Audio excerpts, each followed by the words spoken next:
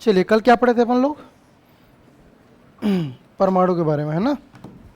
तो हमने ये देखा था कि सबसे पहले जो परमाणु है उसका कॉन्सेप्ट किसने दिया था? महर्षि कणाद जी ने। और उन्होंने बोला था कि परमाणु अविनाशी और क्या है? शाश्वत। ठीक है, ये दोनों लाइन याद रखना, दोनों वर्ड्स, कि परमाणु जो होते हैं वो अविनाशी होते हैं और क्या होते हैं? शाश्वत होते हैं। दूसरी तरफ वो तो प्राचीन काल में है ना, उसका ऋषि मुनियों का वक्तव्य रहा, लेकिन आधुनिक रूप से जो साइंटिफिक लेवल से जो प्रूफ हुआ, जिसमें ये बोला गया कि परमाणु एक अविभाज्य कण है, ये स्टेटमेंट किसने दिया? डाल्टन ने। किसने दिया? डाल्टन ने। और डाल्टन साहब ने इस पर दिन रात एक्सपेरिमेंट करके ये बताया कि परमाणु को और तोड़ा नहीं जा सकता। जो सबसे छोटी इकाई मिलेगी, स्मॉलेस्ट यूनिट मिलेगी, वो क्या होगी? एटम होगी। इस एटम के अंदर इलेक्ट्रॉन, जो कि परमाणु के अंदर कक्षा में घूमता है, ये किसने बताया? इलेक्ट्रॉन की खोज किसने की? J Thomson. ठीक, तो इलेक्ट्रॉन की खोज कर दी जे थॉमसन। ठीक है। दूसरी तरफ प्रोटॉन की खोज किसने की? गोल्डस्टीन। गोल्डस्टीन ने कौन सा एक्सपेरिमेंट किया था? ठीक, सोने की पन्नी पर किसकी बमबारी की थी? अल्फा कणों की बमबारी की थी। ठीक। तीसरा न्यूट्रॉन। न्यूट्रॉन की खोज किसने की? चैडविक ने। किसने की? चैडविक ने। कल की क्लास में हमने ये भी देखा था कि इलेक्ट्रॉन, प्रोटॉन और न्यूट्रॉन के द्रव्यमान कितने होते हैं। ठीक है, आप फैन ऑन करना। इलेक्ट्रॉन का मास कितना होता है? ठीक, वेरी गुड, 9.1 इंटू 10 के पावर माइनस 31 किलोग्राम। ठीक है, माइनस 31 किलोग्राम। दूसरी तरफ हमने प्रोटॉन का भी वेटेज देखा। प्रोटॉन का कितना होता है? 1.6725 इंटू 10 के पावर दी माइनस 27 किलोग्राम, वो भी किलोग्राम में। ठीक है। और न्यूट्रॉन की कितनी होती वैल्यू? 10⁻20 किलोग्राम। ठीक है। तो इतने इलेक्ट्रॉन, प्रोटॉन, न्यूट्रॉन के क्या होते हैं? वेट होते हैं, है ना, वजन होते हैं, सब किलोग्राम में है। बस याद रखना है कि इलेक्ट्रॉन एक ऋण आवेशित कण है, प्रोटॉन कैसा है? धन आवेशित कण है, और जबकि न्यूट्रॉन में कोई आवेश नहीं होता। न्यूट्रॉन में कोई आवेश नहीं होता। तो इतनी बातें हमने कल की क्लास में देखी थी। साथ ही साथ हमने मैक्सवेल और बोर-बेरी थ्योरी भी देख लिया है। मैक्सवेल ये बोलते हैं कि किसी भी परमाणु में अगर कोई इलेक्ट्रॉन चक्कर लगा रहा है, क्या कर रहा है? चक्कर लगा रहा है। फॉर एग्जाम्पल, ये कोई कक्षा है और कक्षा में कौन रहता है? इलेक्ट्रॉन। ठीक है। और कोई इलेक्ट्रॉन चक्कर लगा रहा है, तो मैक्सवेल ये बोलते हैं कि ये दूसरी कक्षा में भी इंटर कर लेता है कम एनर्जी होने के कारण, और धीरे धीरे जब इसकी एनर्जी समाप्त होती है तो ये क्या करता है? नाभिक में जाके गिर जाता है। ये थ्योरी किसका था? मैक्सवेल का, जिसका खंडन कौन करता है? बोर-बेरी। और बोर-बेरी ये स्टेटमेंट देते हैं कि नाभिक में नहीं गिरता। अगर कोई इलेक्ट्रॉन अपनी कक्षा में घूम रहा है, ठीक है, और मन किया तो किस कक्षा में जाएगा? दूसरी कक्षा में चला जाएगा। तो जब ये दूसरी कक्षा में जाता है तो इसकी एनर्जी क्या हो जाती है? कम हो जाती है। पुनः एनर्जी प्राप्त करने के लिए वो नाभिक में नहीं गिरता, अपनी कक्षा में आ जाता है। इसको किसने दिया था? बोर-बेरी। और बोर-बेरी ने अपने कॉन्सेप्ट में बताया कि 4 कक्षा होते हैं। एक होता है के कक्षा, एक होता है एल, एक होता है एम, और एक होता है एन। उन्होंने अलग अलग कक्षा बताया। के कक्षा में कितने इलेक्ट्रॉन होते हैं? 2। एल कक्षा में कितने? 8। और एम कक्षा में कितने? 18। और एन कक्षा में कितने? 32। मतलब किसी भी ऑर्बिट में मैक्सिमम इलेक्ट्रॉनों की संख्या कितनी होगी? 2n²। ये हमने कल देख लिया था। ठीक है, कि किसी भी कक्षा में, किसी भी ऑर्बिट में मैक्सिमम इलेक्ट्रॉन की संख्या कितनी होगी? 2n²। आज की क्लास में थोड़ा सा और इसके अंदर जाएंगे और देखेंगे कि परमाणु त्रिज्या क्या है, परमाणु एक्चुअल में है क्या चीज़, इसको एनालाइज करेंगे। जब इस पर और एक्सपेरिमेंट हुआ तो धीरे धीरे ये समझ आया कि परमाणु के अंदर नाभिक की खोज हो चुकी थी, जिसको किसने किया था? रदरफोर्ड ने। किसने किया था? रदरफोर्ड। तो रदरफोर्ड साहब ने तो देख लिया था नाभिक को। अब ये देखा गया कि इस नाभिक में क्या क्या चीज़ें पाई जाती थी? प्रोटॉन प्लस और न्यूट्रॉन आवेशीन, ठीक है। प्रोटॉन और न्यूट्रॉन को संयुक्त रूप से क्या बोलते हैं? न्यूक्लियंस। क्या बोलते हैं? न्यूक्लियंस। जबकि इलेक्ट्रॉन अपनी कक्षा में क्या करते हैं? घूमते हैं। अब ये देखा गया कि इस नाभिक का आकार भी गोलाकार है, इसके खुद की तो कुछ ना कुछ त्रिज्या होगी, क्योंकि हर एक गोलाकार चीज की क्या होती है? त्रिज्या होती है। और त्रिज्या क्या है? केंद्र से परिधि के बीच की दूरी, इसी को तो हम लोग त्रिज्या बोलते हैं। तो ये देखा गया कि नाभिक के अंदर, ये नाभिक के अंदर उसकी परिधि, जिसको इन्होंने बोला नाभिक की क्या? त्रिज्या। परमाणु त्रिज्या नहीं बोल रहा हम लोग, नाभिक के बारे में बात कर रहे हैं। नाभिक की क्या बोला? त्रिज्या। इस नाभिक की त्रिज्या को मेजरमेंट करने के लिए उन्होंने एक वर्ड से दिया, वो था फर्मी। क्या था? फर्मी। तो आपसे पूछा जा सकता है कि परमाणु के अंदर नाभिक की त्रिज्या का मापन किससे की जाती है? तो किससे की जाती है? फर्मी से। एक फर्मी बराबर होता है 10 के घात -15 मीटर, ठीक है। एक फर्मी बराबर कितना होता है?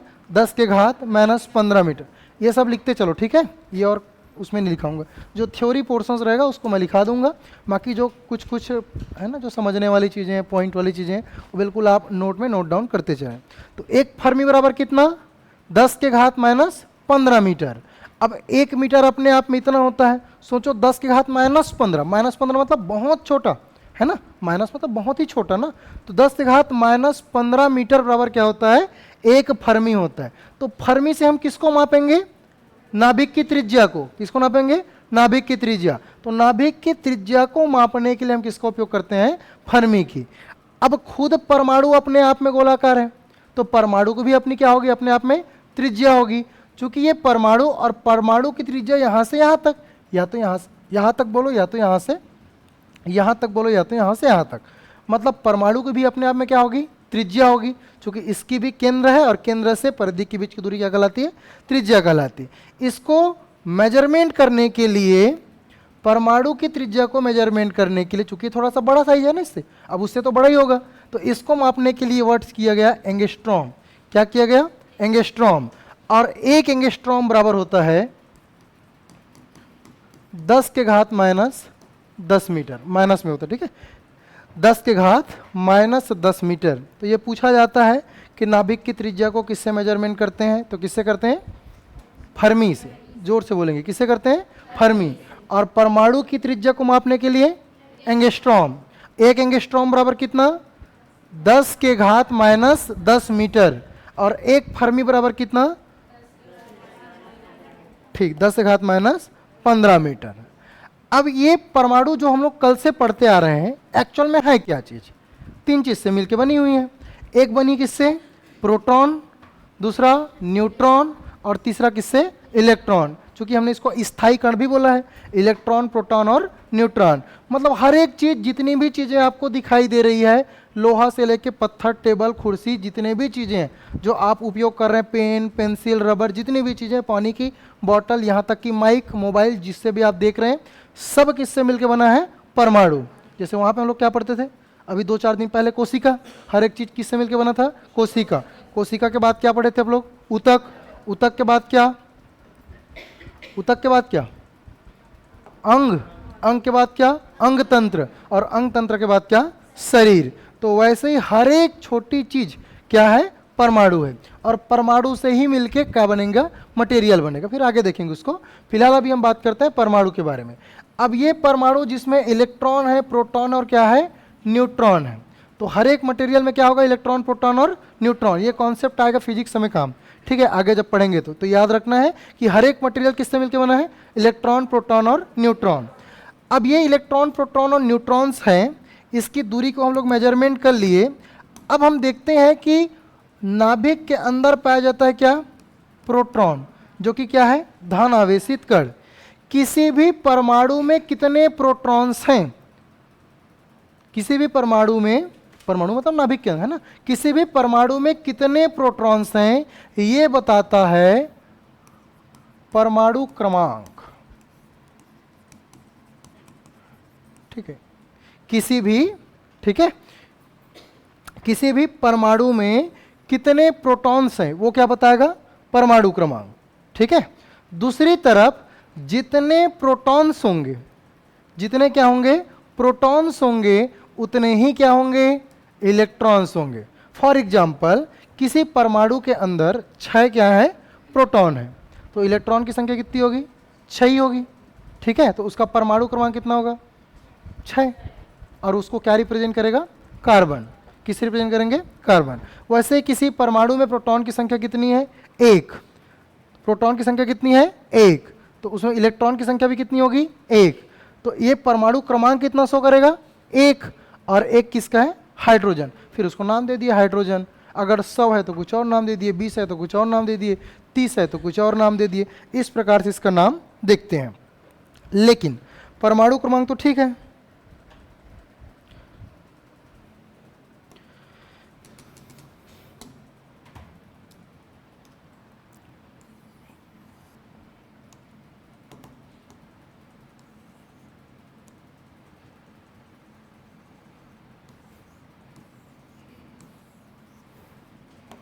चलिए, ये क्या है, नाभिक। क्या है, नाभिक। नाभिक के अंदर क्या क्या चीजें हैं, proton plus neutron, proton plus neutron. नाभिक के बाहर क्या होते हैं, इलेक्ट्रॉन। क्या होते हैं, इलेक्ट्रॉन। कितने कितने इलेक्ट्रॉन, तो के कक्षा में कितने इलेक्ट्रॉन, 2, एल में कितने, 8, एम में कितने, 18, और एन में कितने, 32। ठीक है, यहाँ पे हम ये लेके चलते हैं कि के कक्षा है और के कक्षा में कितने इलेक्ट्रॉन है, 2। ठीक है, चलिए अब ये कैसे डिसाइड होगा। हमने किसी परमाणु को पकड़ा, परमाणु को पकड़ने के बाद हमने देखा कि किसी भी परमाणु में प्रोटॉन की संख्या कितनी है, फॉर एग्जांपल 2 है। कितनी है, 2। तो अगर 2 प्रोटॉन्स हैं तो इलेक्ट्रॉन्स कितने होंगे, 2 ही होंगे। कितने होंगे, 2। तब इसका जो परमाणु क्रमांक, जिसको हम लोग बोल रहे हैं एटॉमिक नंबर बोलेंगे, परमाणु क्रमांक, वो कितना होगा, 2। मतलब परमाणु क्रमांक किससे डिसाइड हुआ, ठीक, वेरी गुड, किससे डिसाइड हुआ, प्रोटॉन की संख्या से। प्रोटॉन की संख्या ही परमाणु क्रमांक बताता है। आगे जब हम लोग पीरियोडिक टेबल पढ़ेंगे तो किसी का परमाणु क्रमांक 8 होगा, किसी का परमाणु क्रमांक 7 होगा, किसी का परमाणु क्रमांक 10 होगा। तो वो है क्या चीज, प्रोटॉन की संख्या, प्रोटॉन की संख्या। अब ये देखते हैं कि ये एक्चुअल में जब ये नाभिक को हम स्टडी कर रहे हैं तो हम देख रहे हैं कि प्रोटॉन तो है लेकिन साथ में और क्या है, न्यूट्रॉन है। तो आप ये कैसे डिसाइड करेंगे कि प्रोटॉन की संख्या को ही देख के परमाणु क्रमांक बताएंगे। तो इसके लिए एक और कॉन्सेप्ट आया और वो कॉन्सेप्ट था परमाणु भार का। किसका कॉन्सेप्ट था, परमाणु भार, एटॉमिक वेट।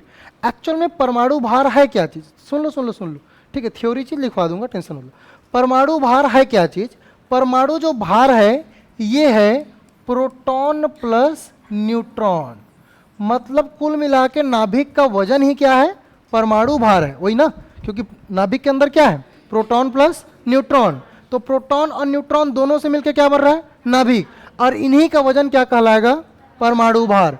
लेकिन परमाणु क्रमांक में क्या हट जाएगा, न्यूट्रॉन, यही ना, परमाणु क्रमांक में क्या हट जाएगा, न्यूट्रॉन। ठीक है, तो परमाणु भार जो होता है वो प्रोटॉन प्लस न्यूट्रॉन का संयुक्त योगफल होता है, जबकि परमाणु क्रमांक क्या होगा, प्रोटॉन की संख्या होगी। तो दोनों में क्लियर हो गया कि परमाणु क्रमांक क्या है और परमाणु भार क्या है। यदि आपको प्रोटॉन की संख्या 4 है बोल दिया तो वो क्या है, परमाणु क्रमांक, और यदि न्यूट्रॉन प्लस प्रोटॉन की संख्या दे दी है तो वो क्या हो जाएगा, परमाणु भार। एक और चीज होता है एटॉमिक साइज। क्या होता है, एटॉमिक साइज।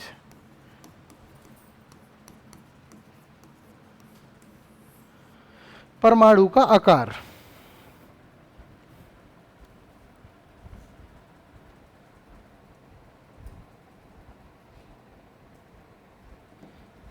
चलिए, ये क्या है, एटॉमिक साइज, इसको देखते हैं। एटॉमिक साइज कुछ नहीं है, नाभिक के केंद्र से बाह्यतम कक्षा की बीच की दूरी। क्या बोला मैंने, नाभिक के केंद्र से बाह्यतम कक्षा, बाह्यतम कक्षा मतलब एन, ठीक है, तो बाह्यतम कक्षा के बीच की दूरी क्या कहलाएगी, एटॉमिक साइज कहलाएगी। फॉर एग्जाम्पल किसी के एटॉमिक साइज इतना है, ठीक है, तो ये कौन सी कक्षा में होगा, के। अगर ये बड़ा एटॉमिक साइज है तो क्या होगा, एल। और बड़ा होगा तो क्या होगा, एम। और बड़ा होगा तो क्या होगा, एन। मतलब अगर नाभिक के केंद्र से बाह्यतम कोश की दूरी बढ़ती जाएगी तो एटॉमिक साइज क्या होती जाएगी, बढ़ती जाएगी। तो के कक्षा, एल कक्षा, एम कक्षा और एन कक्षा, किसकी एटॉमिक साइज बड़ी होगी, एन कक्षा की। सबसे छोटी किसकी होगी, के की। सिंपल सी बात है, क्योंकि परिभाषा क्या बोलता है कि नाभिक के केंद्र से बाह्यतम, है ना, कोश की बीच की दूरी क्या कहलाती है, एटॉमिक साइज। चलिए तीनों परिभाषा लिखेंगे। सबसे पहले परमाणु क्रमांक। सर डार्क पेन यूज करो, ठीक है। अच्छा उस समय लाइट में नहीं आ रहा था क्या,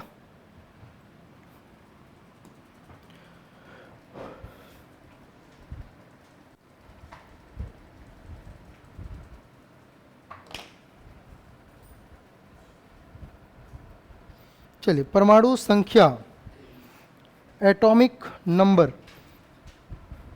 किसी परमाणु के नाभिक में, किसी परमाणु के नाभिक में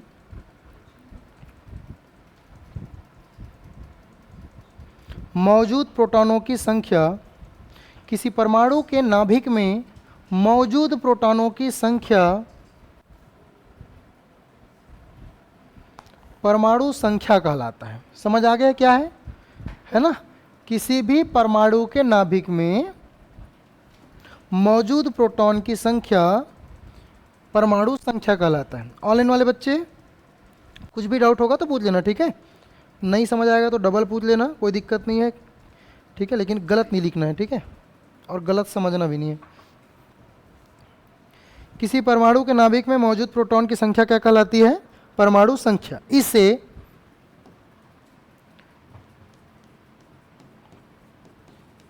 जेड से निरूपित करते हैं। किससे निरूपित करते हैं, जेड, ठीक है। तो एटॉमिक नंबर को रिप्रेजेंट करते हैं जेड से, इसे जेड से निरूपित करते हैं।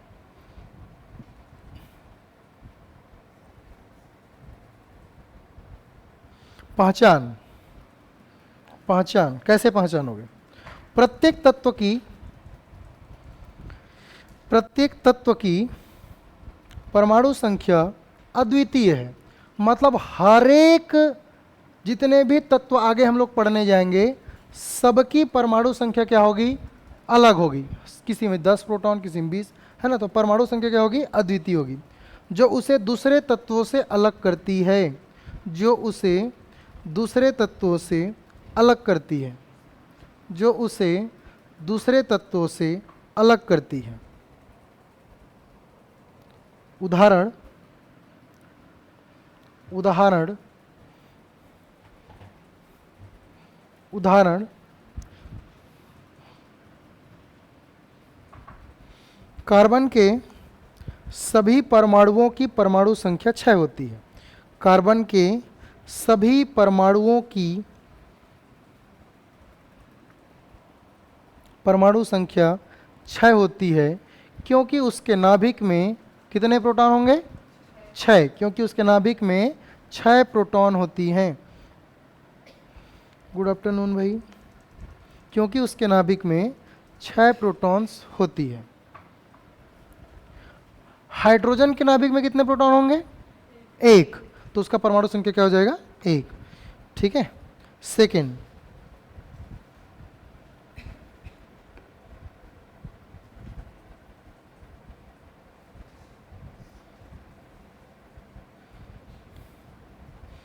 एटॉमिक वेट, परमाणु भार।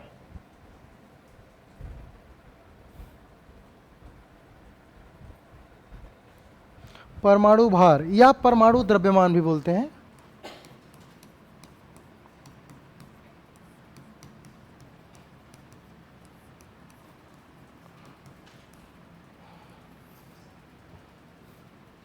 परमाणु द्रव्यमान या परमाणु भार, इसको रिप्रेजेंट करते हैं ए से।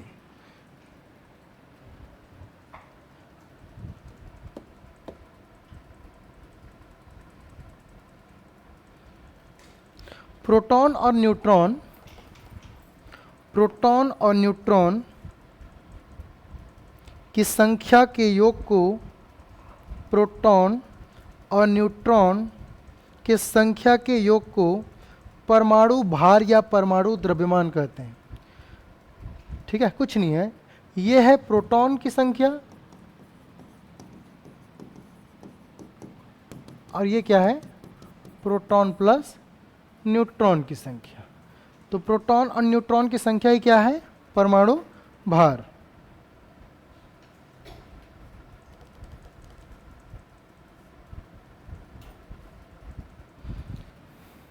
इसका मात्रक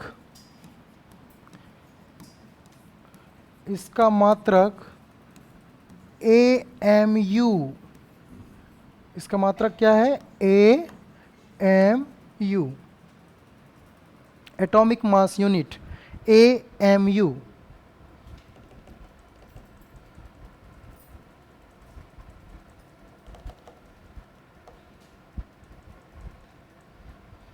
कभी कभी AMU में ना नाप के इसको माप देते हैं डाल्टन में। किसे माप देते हैं, डाल्टन। तो डाल्टन भी इसका क्या हो जाएगा, यूनिट। ठीक है, तो परमाणु द्रव्यमान या भार का मात्रक किलोग्राम नहीं है। ठीक है, इसका मात्रक क्या है, AMU, एटॉमिक मास यूनिट, या फिर क्या, डाल्टन। ठीक है, जैसे लंबाई को मापना तो किससे मापेंगे, या तो मीटर, या तो सेंटीमीटर, या तो किलोमीटर, या तो फीट, या तो इंच में। ठीक है, तो वैसे ही एटॉमिक मास को मापेंगे किसमें, डाल्टन या AMU में। ठीक है, चलिए अगला है एटॉमिक साइज, परमाणु एटॉमिक साइज।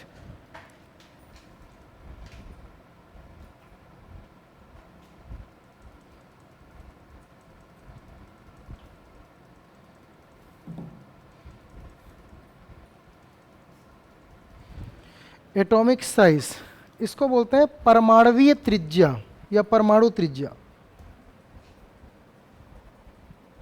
या परमाणु का आकार भी बोल सकते हैं। परमाणुवीय त्रिज्या करके आप पढ़ेंगे आगे, परमाणु त्रिज्या। एटॉमिक साइज नाभिक के केंद्र से लेकर यामिनी बोल रही सर मुझे साइंस ठीक से समझ नहीं आता, कोई दिक्कत नहीं, आप 10 दिन पढ़ना उसके बाद बताना। ठीक है, बस रेगुलर क्लास अटेंड करना।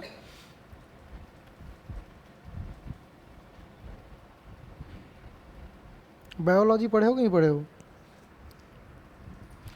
क्या लिखे, नाभिक के केंद्र से लेकर सबसे बाहरी कोष मतलब क्या, कक्षा। ठीक है, सबसे बाहरी कोष, ब्रैकेट में लिख लेना, कक्षा तक की दूरी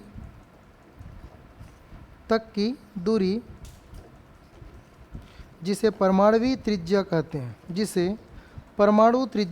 हैं, इसी को एटॉमिक रेडियस भी बोलते हैं, जिसे परमाणु त्रिज्या कहते हैं।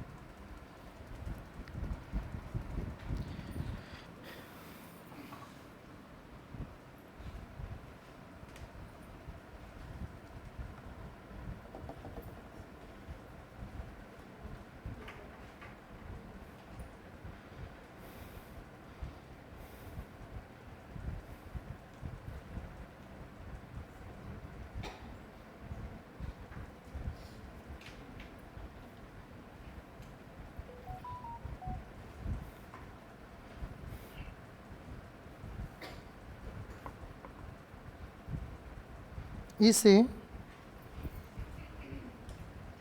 पिकोमीटर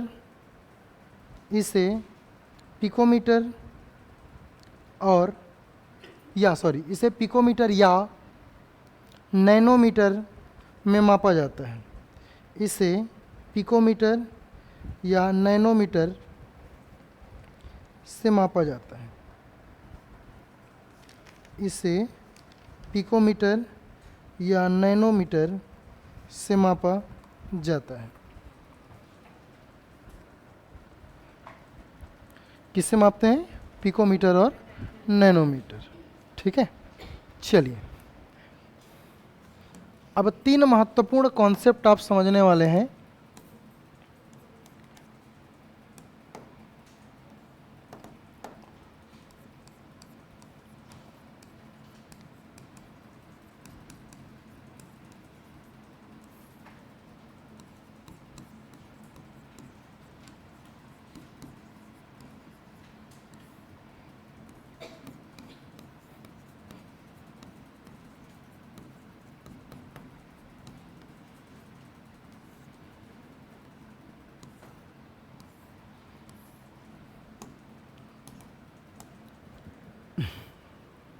समस्थानिक, समभारिक और क्या, समन्यूट्रॉनिक। ठीक है, क्या है समझते हैं, समस्थानिक, समभारिक और समन्यूट्रॉनिक। देखते हैं, हम सबको पता है कि जो परमाणु भार होता है, ये परमाणु भार एक्चुअल में है क्या चीज, प्रोटॉन प्लस न्यूट्रॉन, यही ना। प्रोटॉन और न्यूट्रॉन का योगफल क्या कहलाता है, परमाणु भार। ठीक है, दूसरी तरफ हमने ये देखा कि परमाणु क्रमांक क्या चीज है, प्रोटॉन की संख्या, कि जितनी प्रोटॉन की संख्या होगी उतनी क्या होगी, उतनी ही परमाणु क्रमांक होगी। तो ये दोनों चीज हमने समझ लिया है। मतलब अगर किसी का परमाणु क्रमांक 1 है तो उसमें प्रोटॉन की संख्या कितनी होगी, 1। अगर किसी का परमाणु क्रमांक 6 है तो प्रोटॉन की संख्या क्या होगी, 6। किसी का परमाणु क्रमांक 10 है तो प्रोटॉन की संख्या क्या होगी, 10। ठीक है, तो ये हमने देख लिया, प्रोटॉन की संख्या हमको क्या बताता है, परमाणु क्रमांक, और प्रोटॉन प्लस न्यूट्रॉन की संख्या क्या बताता है, परमाणु भार। अभी हम समझेंगे समस्थानिक क्या है। क्या, समस्थानिक क्या है। समस्थानिक में एक्चुअल में ऐसा होता है कि जैसे कि कोई दो अलग अलग तत्व हैं। क्या है, दो अलग अलग तत्व, जैसे कि कार्बन के हमने अलग अलग 2 परमाणु ले लिए। कार्बन का परमाणु क्रमांक कितना, 6। कार्बन का परमाणु क्रमांक 6। यह हमने ले लिया हाइड्रोजन, क्या ले लिया, हाइड्रोजन। हाइड्रोजन का परमाणु क्रमांक कितना होता है, 1। कितना होता है, 1। और कार्बन का 6। अब परमाणु क्रमांक तो चेंज होगा नहीं, परमाणु क्रमांक तो उतना ही रहेगा। परमाणु क्रमांक हाइड्रोजन का 1 होता है तो 1 ही होता है, कार्बन का 6 होता है तो 6। ये क्या बताता है, प्रोटॉन की संख्या। अगर परमाणु क्रमांक 1 है लेकिन अगर परमाणु भार अलग अलग हो गए, क्या हो गए, अलग अलग, इसका परमाणु भार कितना है, 1, इसका परमाणु भार 2, इसका परमाणु भार 3। मतलब यहां से यह भी सीखने को मिल रहा है कि नीचे साइड हम लोग किसको लिख रहे हैं, परमाणु क्रमांक को। किसको लिख रहे हैं, परमाणु क्रमांक। तो जितने नीचे साइड जो ब्लू में लिखा है वो सब के सब क्या है, परमाणु क्रमांक है। क्या है, परमाणु क्रमांक। जबकि ऊपर में जितनी चीजें आपको दिखाई दे रही है 1, 2 और 3, ये क्या है, परमाणु भार। इतनी बात क्लियर है कि परमाणु क्रमांक कौन है, परमाणु भार कौन है। अब आपको यह भी समझ आ गया है कि जैसे मैं परमाणु क्रमांक बोल रहा हूं तो ये परमाणु क्रमांक बोल रहा हूं तो क्या दिखा रहा है, प्रोटॉन की संख्या। अगर मैं परमाणु भार बोल रहा हूं तो ये क्या दिखा रहा है, प्रोटॉन प्लस न्यूट्रॉन की संख्या। तो परमाणु भार जो बना होता है प्रोटॉन प्लस न्यूट्रॉन से, परमाणु क्रमांक बनता है किससे, परमाणु क्रमांक।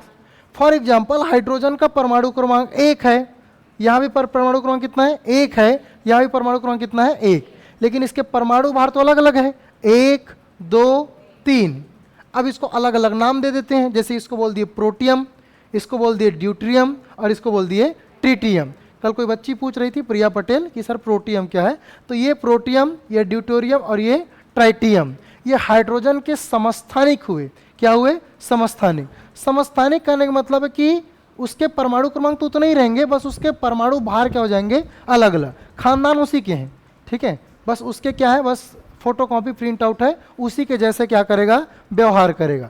तो उसी के जैसे व्यवहार मतलब रासायनिक व्यवहार करेगा, भौतिक व्यवहार नहीं करेगा। इन सबका भौतिक व्यवहार क्या रहेगा, अलग अलग। तो समस्थानिक हम लोग इसलिए पढ़ते हैं क्योंकि इनके सबके जो रासायनिक क्वालिटी है, गुण है, वो सबके क्या होंगे, समान होंगे, एक जैसे। आप चाहे हाइड्रोजन के प्रोटियम ले, हाइड्रोजन के ड्यूटेरियम ले, चाहे हाइड्रोजन के ट्राइटियम ले, सबके केमिकल प्रॉपर्टीज क्या होंगे, इक्वल होंगे। लेकिन फिजिकल प्रॉपर्टी सबकी क्या होगी, अलग अलग। फिजिकल प्रॉपर्टी कहने का मतलब हो सकता है ठोस होगा तो ये क्या होगा, द्रव हो सकता है, क्या होगा, गैस, या तो कुछ और हो जाएगा फिजिकल प्रॉपर्टी के अंतर्गत। तो हम देखते हैं कि समस्थानिक हमारे लिए ये प्रॉपर्टी है कि हम उसके सब्स्टिट्यूट ढूंढते हैं। जैसे अभी देखें सोने का रेट बहुत ज़्यादा बढ़ते जा रहा है, तो सोना अगर हम लोग नहीं खरीद पा रहे हैं तो उसकी जगह में दूसरा ऑप्शन भी तो है। क्या है, क्या है दूसरा ऑप्शन, बताओगे कुछ, क्या है, बताओगे, आर्टिफिशियल है ना, क्या बोलते हैं उसको, अभी जो चल रहा है ना मार्केट में, क्या बोलते हैं उसको, क्या बोलते हैं जी, इन लोग को नहीं पता, आप लोग बताओ क्या बोलते हैं। बताओ ना, जो आता है ना सोने जैसा, क्या बोलते हैं, क्या बोलते हैं, किसी को नहीं पता, इन लोगों से पूछते हैं, ठीक है। क्या बोलते हैं, ठीक, ठीक है। तो उसके जैसे ही बनाया गया, बस वो है कि वो सोना है, उसकी धात्विक प्रॉपर्टी अलग है, लेकिन दिखने में चल जाएगा। वो जैसे कि जीवन आजीवन तो भी चलने वाला नहीं है, लेकिन ये कुछ दिन के लिए तो चल ही जाएगा, ठीक है, आर्टिफिशियल। सर बाकी विषय का नोट्स कंटेंट में डलते हैं सर, साइंस का बस नहीं डल रहा है, डल जाएगा, ठीक है, टेंशन मत लो, मिल जाएगा मिल जाएगा। कल कंटेंट डला है क्या, यही वाला डलेगा, ठीक है, जो क्लास में चल रहा है यही नोट्स आपको मिलेगा, क्लियर है। और जो क्लास में आप लोगों को पढ़ाया जा रहा है, लिखाया जा रहा है, कोशिश करें साथ में लिखते चलें, ठीक है। अब बाकी बोलोगे तो पूरा बुक डलवा देंगे, टेंशन मत लो, ठीक है। बाकी क्लास में कोशिश करो जितनी पढ़ाई जाती है उतना आप लोग नोट्स प्रॉपर तरीके से बनाते चलो, ठीक है। चलिए, तो यहाँ पे हम देखते हैं कि समस्थानिक में सबके रासायनिक गुण क्या होंगे, समान होंगे। तो हम लोग यहाँ पे पढ़ रहे हैं क्या, समस्थानिक। तो समस्थानिक के अंतर्गत ये देखने को मिल रहा है कि सबके परमाणु क्रमांक क्या है, समान, लेकिन परमाणु भार क्या है, अलग अलग। वैसे ही जैसे कार्बन के परमाणु क्रमांक यहाँ पे कितने हैं, 6, हो सकता है इसका परमाणु भार कितना हो, 12, इसका परमाणु भार कितना हो, 13। तो यहाँ पे ये भी क्या हो जाएंगे, समस्थानिक। कार्बन के बहुत सारे समस्थानिक पाए जाते हैं, हाइड्रोजन के बहुत सारे समस्थानिक पाए जाते हैं। आगे अपरूप भी पढ़ोगे, ठीक है, वो भी एक अलग कॉन्सेप्ट है। यहाँ हम लोग क्या पढ़ रहे हैं, समस्थानिक। तो समस्थानिक के अंतर्गत हमको क्या समझ आया कि परमाणु क्रमांक क्या होते हैं, समान।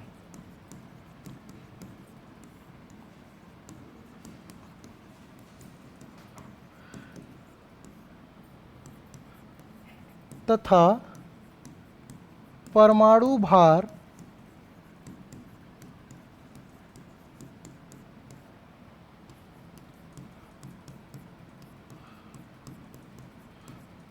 अलग अलग होते हैं।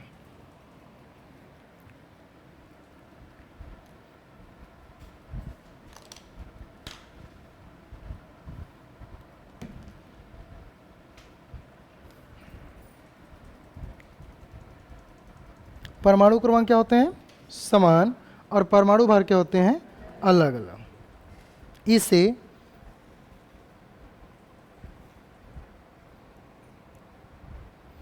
आइसोटॉप, इसे आइसोटॉप कहते हैं।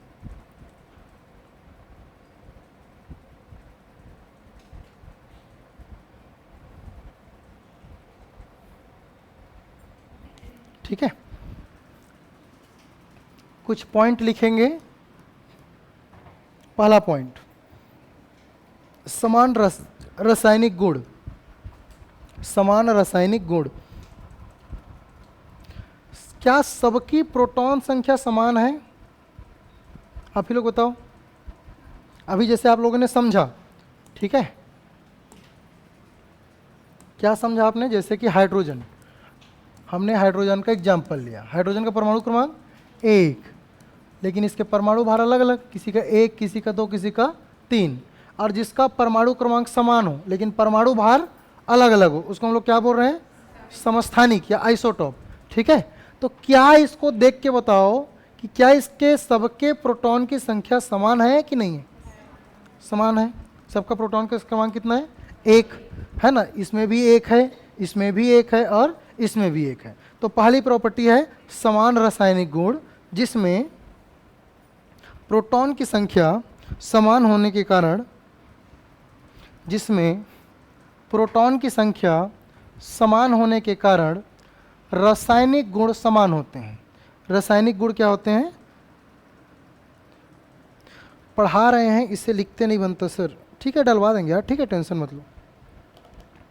थ्योरी वाला चीज़ मैं लिखवा दूंगा, टेंशन मत लो। बस जो कुछ कुछ चीज़ें रहती है जो क्लास के बीच बीच में है ना, जो पॉइंट रहता है जिसको मैं बोर्ड में लिखता हूँ, उसको आप लोग नोट्स करते चलिए। बाकी जो थ्योरी पोर्शन रहेगा उसको मैं लिखवा दूंगा, ठीक है। चलिए, उसका टेंशन मत लो। प्रोटॉन की संख्या समान होने के कारण आइसोटॉप के रासायनिक गुण लगभग समान होते हैं। मतलब क्या समझा आपने, कि ये जो रासायनिक प्रॉपर्टी दिखाएगा वही ये भी दिखाएगा और वही ये भी दिखाएगा। तो क्या इससे हमको फायदा है। मान के चलो हाइड्रोजन एक पृथ्वी से खत्म हो गया फॉर एग्जांपल, ठीक है, ये क्या हो गया, खत्म हो गया। तो अगर हमको कुछ केमिकल बनाना है और ये पृथ्वी में है ही नहीं, तो हम किसका उपयोग करेंगे, इसका, यही करेंगे ना। लेकिन देखो आवश्यकता तो हमेशा रहेगी। जैसे कि इसमें से कितने लोग पाउडर यूज़ करते हो, पाउडर समझ रहे हो ना, नॉर्मल पाउडर की बोलो, कितने लोग हैंड अप करेंगे एक बार। कोई दिक्कत नहीं है, सब करते हो मुझे पता है, एक बार हैंड अप करो, ठीक है। तो सबके सब लगभग करते ही हो, ठीक है, मोटा मोटी ये मान के चलता हूँ। फॉर एग्जाम्पल कुछ दिन बाद वो खत्म हो गया, अब कब तक रहेगा, ठीक है, केमिकल चीज़ है ना, खत्म हो गया, तो कुछ ना कुछ उसके सब्स्टिट्यूट रहने चाहिए कि नहीं रहने चाहिए। तो फॉर एग्जाम्पल ये खत्म हो गया, तो ये खत्म हो गया तो दूसरा उपयोग क्या करेंगे, ये वाला करेंगे। अब इसका भी ठिकाना नहीं है कब तक रहेगा ना कब तक रहेगा, ये भी खत्म हो गया, ये भी खत्म हो गया, तो हमारे पास क्या बचेगा, ये वाला।